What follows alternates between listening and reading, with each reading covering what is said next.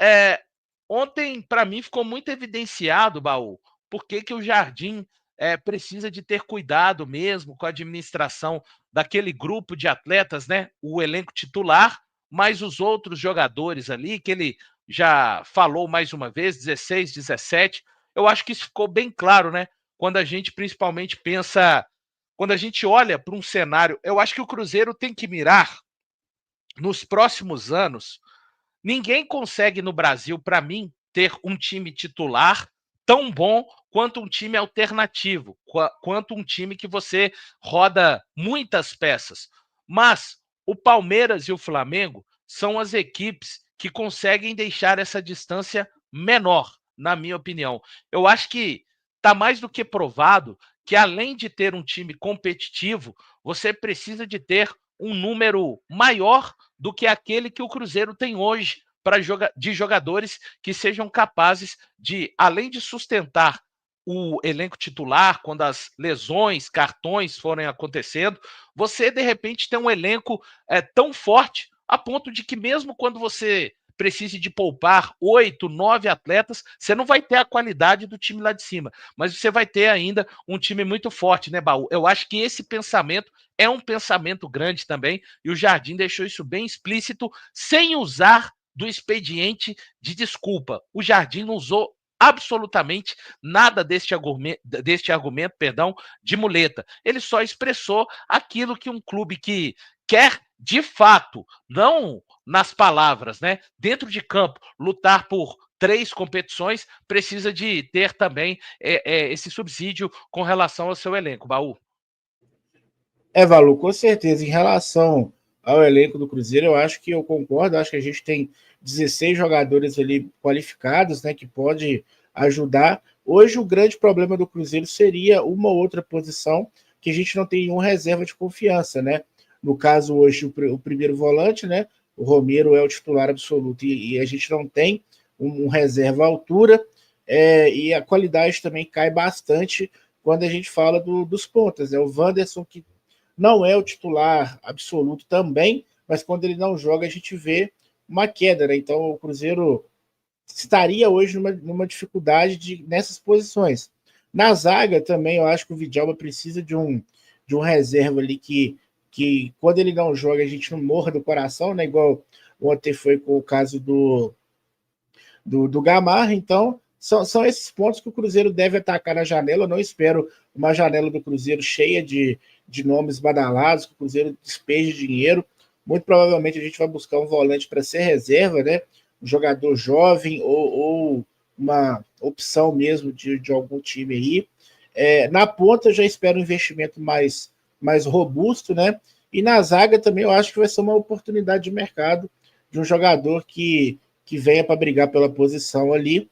E também, ou no caso do Vidalba, né, ser o reserva dele imediato. Então, eu espero ali de 3 a 4 contratações pontuais, né, nessa janela, para poder reforçar o nosso elenco. Agora, em relação à qualidade dos jogadores reservas, eu acho que pesa muito também a questão do ritmo de jogo, né? A gente está falando de jogadores que não estão jogando com regularidade os 90 minutos, e mesmo que você tenha qualidade, no caso aí, você vê jogadores do Flamengo, até do próprio Palmeiras, tendo dificuldade em outras partidas, porque uma coisa é você treinar, outra coisa é você jogar, né? Então, no Brasil, a grande dificuldade é essa. Com E aí, certeza, Caio? quando. Pode seguir, Amanda. Perdão. Com certeza, quando a gente fala de um plantel mais qualificado, a gente está levando em consideração uma solidez maior também, né? Já que o Cruzeiro está pensando médio e longo prazo, é claro que a gente ainda está falando dessa temporada. Acho que nenhum elenco, por mais que seja de contratações badaladas, essas contratações não chegam com garantias, né? E uma prova muito clara disso é o caso do Wallace, né?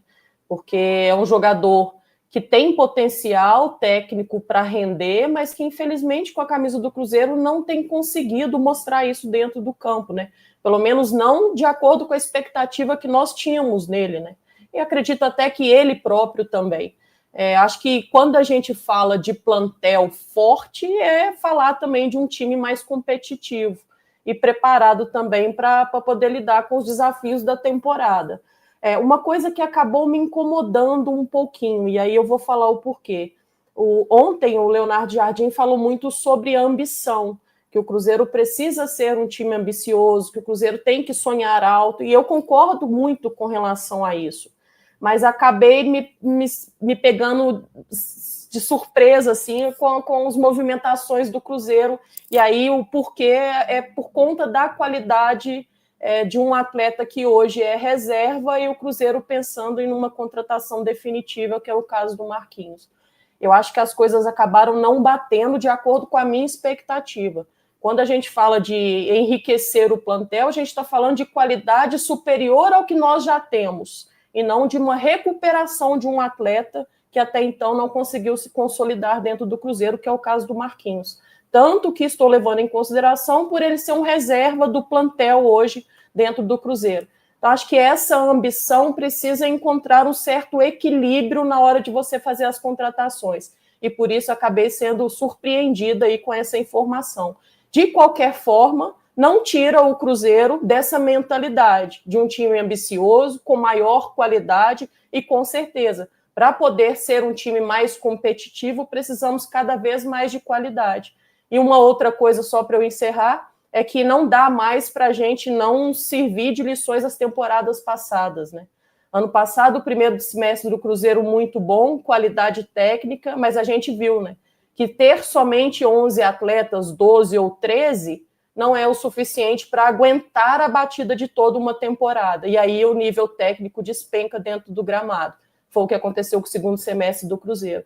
Então, acho que as lições têm que ser aprendidas para que a gente não possa repetir o que a gente fez no ano passado e colher frutos melhores também, claro. Um outro fator que é importante falar também é que o Cruzeiro não pode se dar o luxo de montar um elenco recheado de jogadores igual Flamengo e Palmeiras, porque o Cruzeiro não arrecada igual Flamengo e Palmeiras para poder manter uma folha salarial de, sei lá, 200 milhões de reais por ano, deve ser bem mais do que isso, mas de forma sustentável.